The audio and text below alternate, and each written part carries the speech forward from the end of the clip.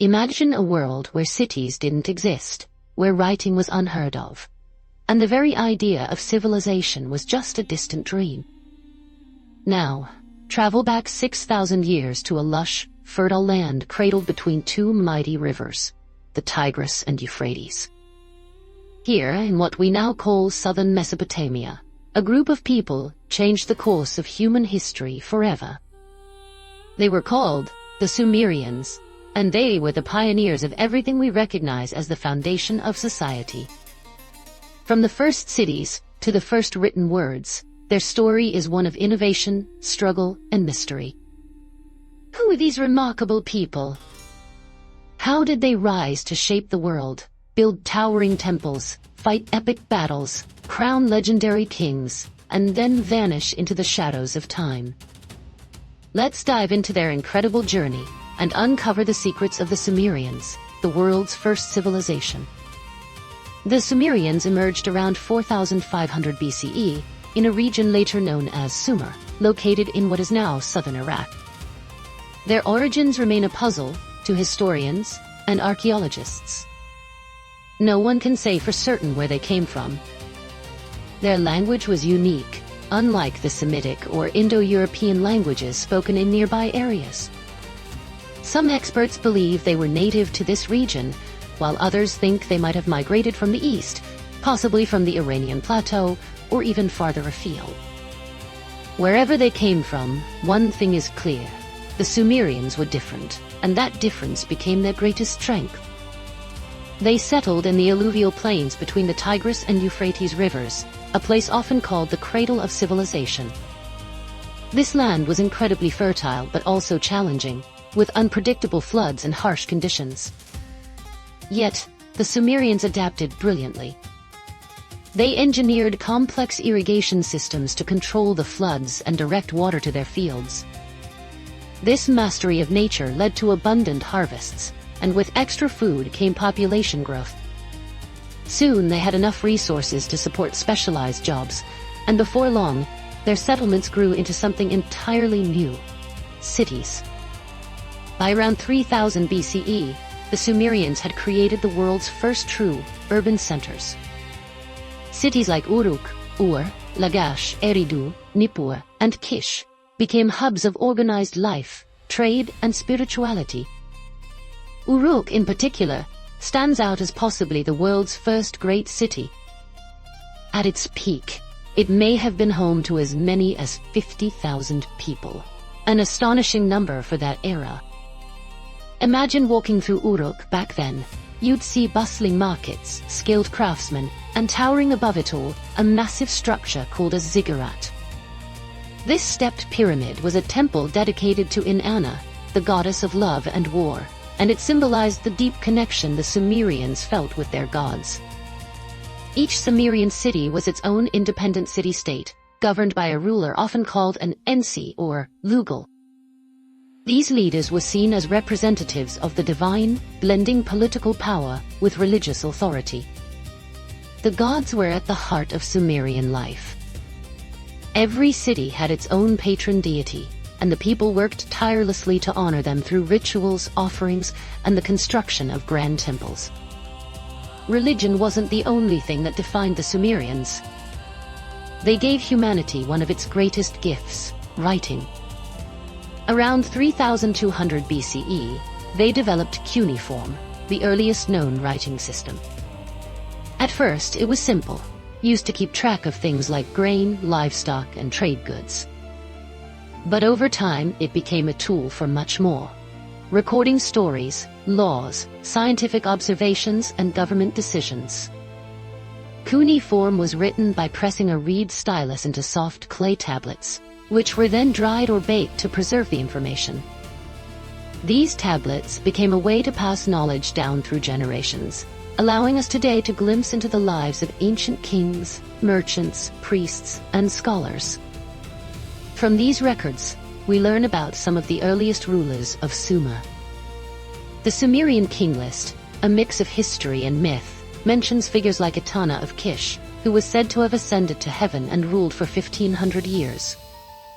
Then there were rulers like Enmerkar and Lugalbanda of Uruk.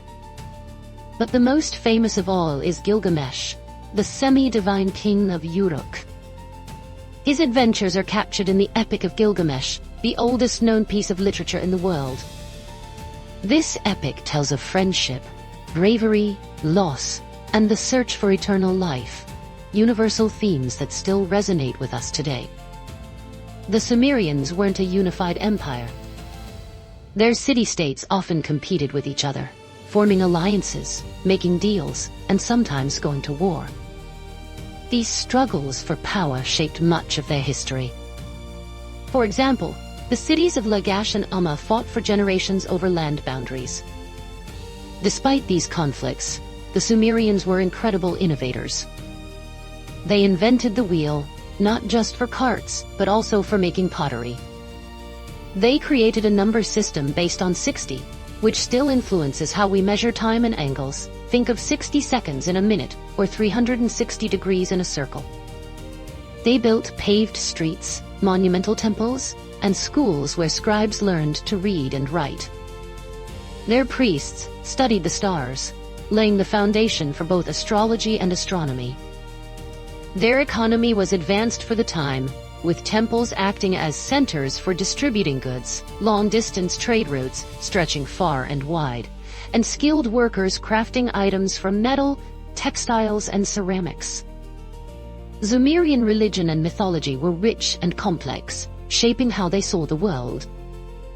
They believed the universe was ruled by powerful gods who created order out of chaos. There was En, the god of heaven; Enlil, the god of wind and authority; Enki, the god of wisdom and fresh water; Ninhursag, the goddess of the earth; and Utu, the sun god who judged right from wrong. Their myths, stories of creation, a great flood, and divine kingship helped them make sense of life, death, and the natural world. But even with all their achievements, the Sumerians' world was fragile. The very environment they had mastered began to turn against them. Overusing irrigation without proper drainage caused salt to build up in the soil, making it harder to grow crops. Harvests shrank, and hunger followed. On top of that, constant fighting between city-states weakened them further. The stage was set for their decline. Around 2334 BCE, a new power emerged from the north. His name was Sargon of Akkad, a Semitic-speaking outsider who conquered the Sumerian cities one by one. He united them under what many consider the world's first empire, the Akkadian Empire. Sargon claimed to rule from the Upper Sea to the Lower Sea, meaning from the Mediterranean to the Persian Gulf, a vast territory for the time. While he adopted many Sumerian customs, his rise marked the beginning of the end for the independent Sumerian city-states. Under Sargon and his successors, Sumerian culture was preserved but slowly blended with Akkadian traditions. The Akkadian language, a Semitic tongue, became more common in government and writing. Still, the memory of Sumer endured. The Akkadians respected Sumerian ways, and for centuries, scribes continued to study and copy Sumerian texts. Sumer experienced a brief revival with the rise of the third dynasty of Ur around 2112 BCE. Under kings like Ur-Nammu and Shulgi, this Neo-Sumerian empire brought back Sumerian culture, art, and strong central rule. Ur-Nammu is credited with creating one of the earliest known legal codes, long before the famous Code of Hammurabi. Shulgi expanded the empire, standardized weights and measures, and built a complex system of administration across southern Mesopotamia. But this golden age didn't last. By 2000 BCE, the empire began to collapse under the weight of internal rebellions, economic troubles, and invasions from outside forces. The Amorites, nomadic Semitic tribes from the west, and the Elamites from the east, based in what is now southwestern Iran, put immense pressure on Sumer. The Elamites, with their capital at Susa, had a long history of both trade and conflict with Sumer. Early clashes date back to around 2600 BCE, during the reign of Enmebaragesi of Kish, who is said to have attacked Elam. Later, Sargon and his grandson Naram Sin of Akkad fought and temporarily subdued the Elamites. The third dynasty of Ur also launched campaigns into Elam under kings like Shulgi and Amar Sin. But by the end of this period, Sumer was weakening due to internal problems, famine, and administrative failures. The final blow came during the reign of Ibisin, the last king of the third dynasty of Ur, around 2004 BCE. The Elamites, led by King Kindatu and allied with the Shemashki tribes, saw their chance to strike. The Amorites were already pressing in from the west, and the Elamites, seeking revenge for past defeats, teamed up with rebellious Mesopotamian cities like Izen, led by Ishbi-Era, a former official of Ibisin. The Elamites launched a massive attack, laying siege to Ur. Despite fierce resistance, the city fell around 2004 BCE. The Elamites looted and destroyed much of Ur, including its great ziggurat. King Ibisin was captured and taken to Elam as a prisoner, where he likely died. The fall of Ur marked the end of Sumer as an independent civilization. The Elamites eventually withdrew after their victory, but the damage was done.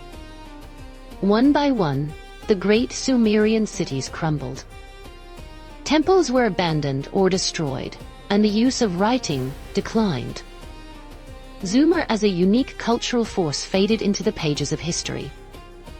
Yet, the legacy of the Sumerians never truly disappeared. Their ideas and innovations spread across the ancient world, influencing later cultures like the Babylonians, Assyrians, and even the Hebrews and Greeks. The concepts of kingship, written laws, monumental buildings, and the idea of divine order, all of these were gifts from Sumer to humanity. Think about it. Every time you write something down, check the time, or walk through a city, you're touching a piece of what the Sumerians started thousands of years ago. Their story is a reminder of how fragile yet enduring human achievement can be. They built a world out of nothing, faced incredible challenges, and left behind a foundation that still shapes our lives today. Thank you for joining us on this fascinating journey through the rise and fall of the Sumerians. We'd love to hear from you.